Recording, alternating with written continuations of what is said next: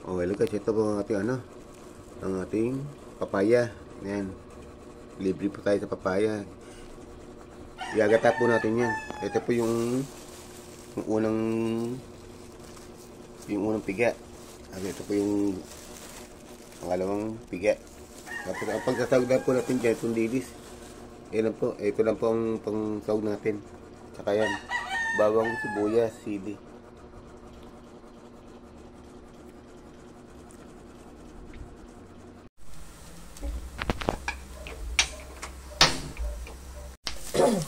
Guys, ito na. Magluluto po tayo ng binataang papaya. Yan. Gisa po muna natin sibuyas, bawang, saka sili. Yan. Ayun lang po pinasahog natin sa binataang papaya natin. Yung dilis lang po. Wala po akong nakahandang pangsahog. Tignan natin yung papaya natin. Yan.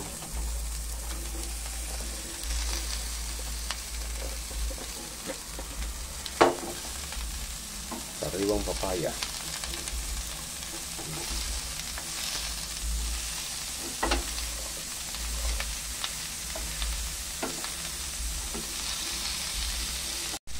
Ayan guys, medyo nasangkot na natin yung yung papaya. Lagyan na natin yung pangalawang gata.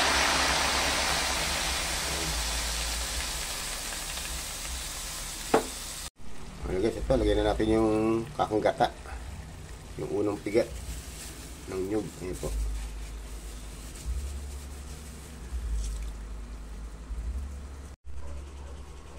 Lagyan natin ng paminta. Lagyan po natin ng seasoning.